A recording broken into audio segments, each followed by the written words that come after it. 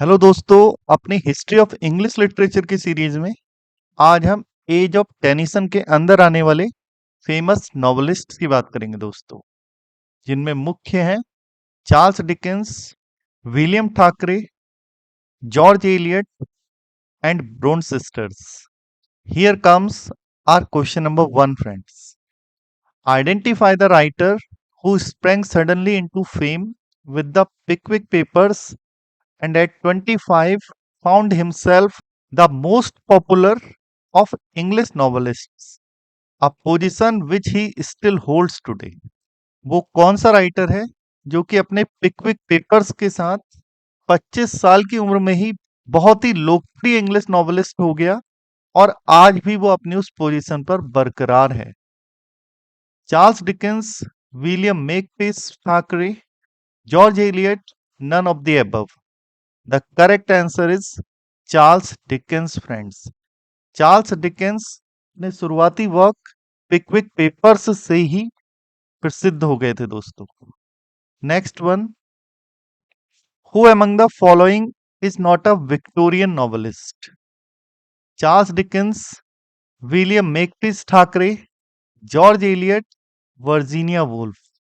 The last one, Virginia Woolf is the right answer friends, क्योंकि Virginia Woolf modern age की writer है और option में दिए गए शुरू के तीनों राइटर्स विक्टोरियन एज के फेमस नॉवेलिस्ट हैं दोस्तों। Dickens, Thackeray, George Elliott. Next one, which of the following novels has the subtitle a novel without a hero? A tale of two cities, Henry Esmond, Vanity Fair, none of the above. The correct answer is Vanity Fair friends, और Vanity Fair के writer का नाम है William Thackeray. Next question is, the title of Thackeray's Vanity Fair has been borrowed from? Thackeray के लिखे हुए vanity fair का title कहां से लिया गया है दोस्तों? Spenser's Faerie Queene, Bunyan's Pilgrim's Progress, Shakespeare's Julius Caesar, none of the above. The correct answer is Bunyan's Pilgrim's Progress. Bunyan's Pilgrim's Progress में ही इस फ्रेज वैनिटी फेयर का प्रयोग हुआ था, जिसको उठा करके ठाकरे ने अपने नॉवल का टाइटल बना दिया दोस्तों। Next question is, it was the best of times, it was the worst of times, it was the age of wisdom, it was the age of foolishness, which novel of Charles Dickens begins with this line? David Copperfield, Great Expectations, A Tale of Two Cities, none of the above. The correct answer is A Tale of Two Cities.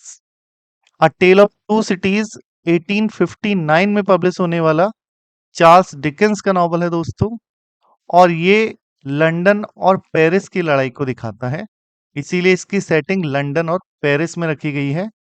जो दो cities की कहानी इसमें बताई गई है, वो दो सिटीज लंदन और पेरिस ही हैं, और इस नॉवल को फ्रेंच रेवोल्यूशन से पहले और उसके दौरान सेट किया गया है दोस्तों।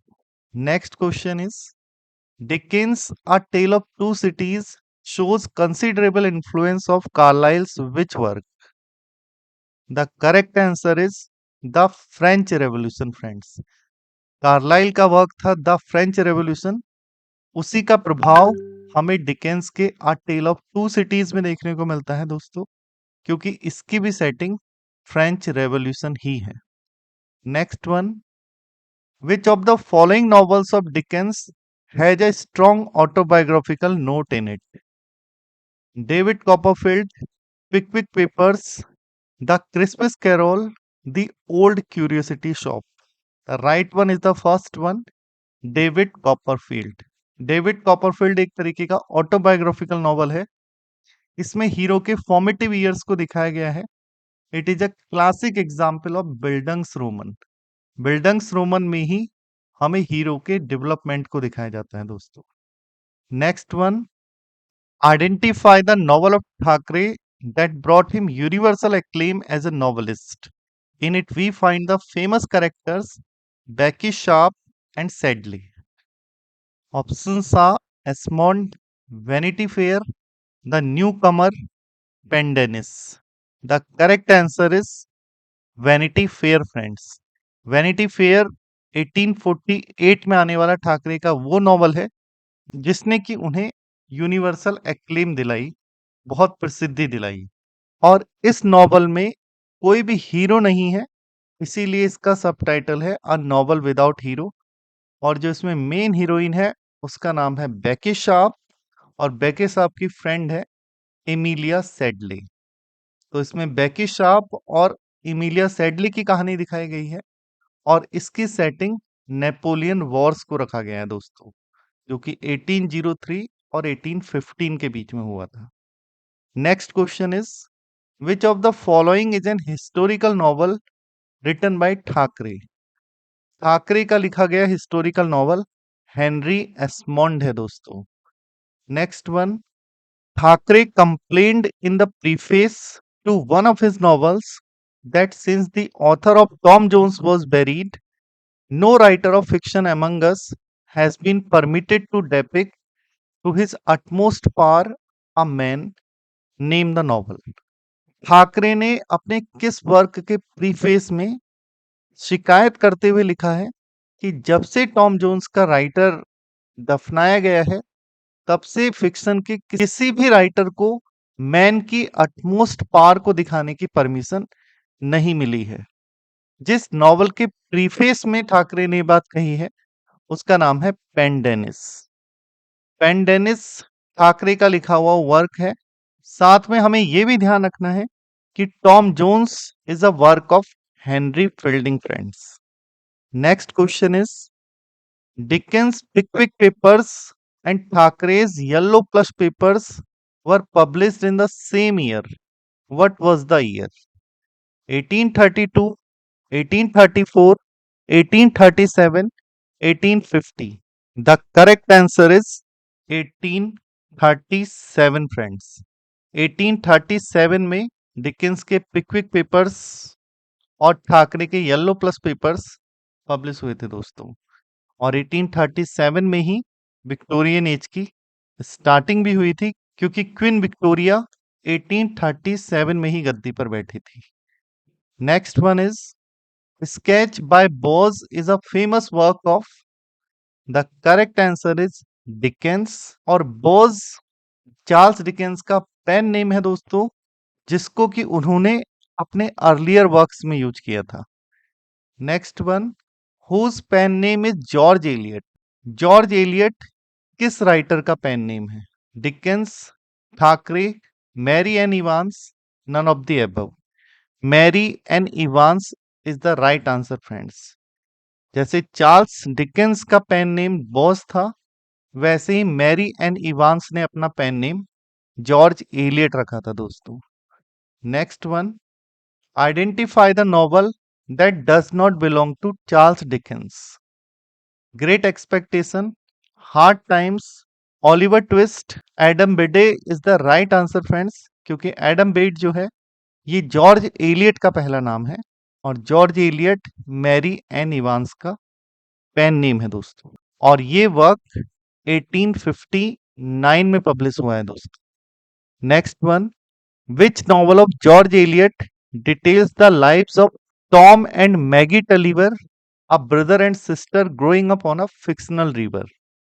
जॉर्ज एलियट का कौन सा नॉवल है जिसमें हमें भाई बहन टॉम और मैगी की कहानी सुनाई गई है, और ये बच्चे फिक्शनल रिवर के पास बड़े होते हैं? The correct answer is the Mill on the Floss friends. The Mill on the Floss भी जॉर्ज एलियट का बहुत प्रसिद्ध नॉवल है दोस्तों। Next one, identify the work और works of George Eliot. Felix Holt the Radical, Middlemarch, Daniel Deronda, all the above. All the above is the right answer friends, क्योंकि option में दिए गए तीनों वर्क जॉर्ज एलियट के द्वारा ही लिखे गए हैं। Next one, the Bronte sister belonged to Victorian prose, Victorian fiction, Victorian drama, none of the above. The correct answer is Victorian fiction. ये तीन ब्रोंट सिस्टर्स थी दोस्तों, जिन्होंने कि विक्टोरियन फिक्शन में काम किया था। इन्होंने विक्टोरियन एज में नॉवेल्स लिखे थे।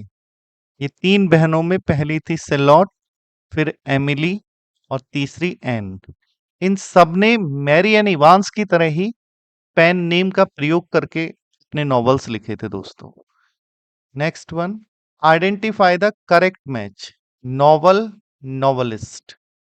जेन आयर सेलॉट ब्रोंट का वर्क है। वदरिंग हाइट्स एमिली ब्रोंट का। एग्नस ग्रे एन ब्रोंट का। All the above is the right answer friends, क्योंकि ये तीनों वर्क इन तीनों बहनों द्वारा ही लिखे गए हैं और इन तीनों का एक एक वर्क ही फेमस है जो कि हमारे ऑप्शंस में दिया गया है और इसको उन्होंने अपने पेन नेम के साथ लिखा था। सेलॉट ने अपना पेन नेम रखा था क्यूरर बेल, एमिली का पेन नेम था एलिस बेल और एन का पेन नेम था Acton Bell. Next question is, William Wilkie Collins has his standing secure in English fiction as our greatest master of sensation and plot. The example of such sensational fiction is or are The Woman in White, The Moonstone, both the above, none of the above. The correct answer is both the above friends. William Wilkie Collins अपने सनसनीखेज novels के लिए famous थे दोस्तों और ये दोनों novels ही द वुमन इन वाइट और द मून स्टोन उन्हीं के द्वारा लिखे गए हैं।